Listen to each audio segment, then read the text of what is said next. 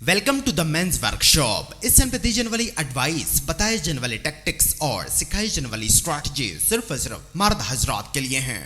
Number 1, मर्दों आजकल की खवातीन खुश नहीं हैं क्योंकि मर्द अपनी असल जिम्मेदारी खो चुके हैं। वो ना तो लीड कर पा रहे हैं और ना ही बेड पर परफॉर्म, क्योंकि वो एक नाजुक औरत नुमा माहौल में पले बड़े हैं जो उन्हें घुटने के बल बैठकर औरत को प्रपोज करने में उन्हें फूल गुब्बारे और चॉकलेट्स खरीद कर लेने पर लगा रहा है। जबकि खवातीन ऐसे मर्दों की तलाश में हैं जिनमें असल मर्दाना क्वालिटीज हों। मर्दों उससे फूल गुब्बारे और चॉकलेट्स लेकर देना बंद करो, ये उससे खुश नहीं परेशान करता है। जब तुम इन सब चीजों में उलझे हुए होते हो तो ऐसे में कोई कड़क मर्द रोजाना की बुनियाद पर बिना किसी कमिटमेंट के उससे सेक्सुअल रिलेशन बना रहा होता है। नंबर 2, मर्दों औरत मार्च वाले टोले से दूर रहो। इसमें मास्क पहनकर प्ले कार्ड उठाकर मत चले जाओ। इस टोले का मकसद दरअसल एफेमिनेट सोसाइटी को बढ़ावा देना है, जिसका नतीजा ये होता है कि मुआशरे में औरत से मुमासलत रखने वाले मर्द पैदा होने लगते हैं और सोसाइटी तो पहले ही ये चाहती है कि तुम इन सब को क्रिएटिव आर्ट्स के नाम पर तस्लीम करो। लेकिन मर्दों एक समझ बूझ वाली सियानी औरत ऐसे जनाना मर्द को पसंद नहीं करती जो अपनी शक्ल,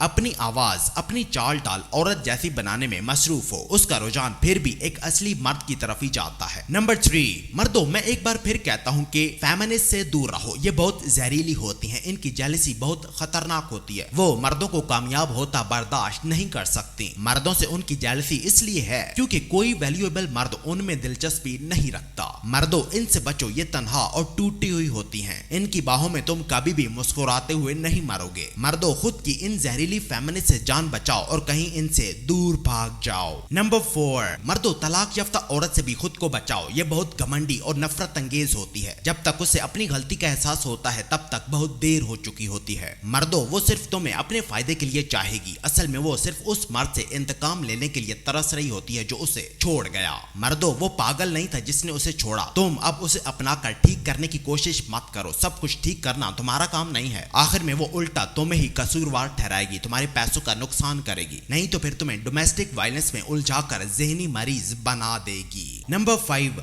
मर्दों अगर कोई खातून तुमसे बहस करना शुरू करे तो उससे बहस में मत पड़ो। वो तुम्हें लड़ाई के लिए उकसाएगी और तुम उस पर हाथ उठा बैठोगे और फिर ये औरत की साइड लेने वाली दुनिया तुम पर थप्पड़ों, मुक्कों और लातों की बारिश कर देगी। मर्दों एक हाई वैल्यू मैन औरत से बहस के बजाय खुद पर फोकस करता है। औरत को सबसे ज्यादा चुभन भी तब होती है जब मर्द उससे बहस के बजाय खुद पर अपने मकसद पर फोकस करता है। मर्दों औरत से बहस करना उसे तवज्जो देने जैसा है, मतलब तुम उससे बहस करके उल्टा उसे ही इनाम दे रहे होते हो। मर्दों खुद को उसकी बहस से अलग करो, अपनी तवज्जो वहां से हटाओ और जिम जाओ, रनिंग करो। नंबर 6, मर्दों अगर तुम्हारी बीवी तुम्हें अपनी कार जो उसने खुद खरीदी है देने से मना कर दे तो उस पर गुस्सा, चिड़चिड़ापन या बदला लेने का मत सोचो। दरअसल तुम इसी काबिल हो, तुम यही डिजर्व करते हो। मर्दों ये तुम्हारे लिए इंतहाई शर्म की बात है कि तुम अपने मसले हल करने के लिए अपनी बीवी पर डिपेंड करते हो। ये ऐसा लगता है जैसे कोई बच्चा आइसक्रीम न मिलने पर रो रहा हो। मर्दों इसका हल ये है कि तुम जाकर अपनी गाड़ी खरीदो।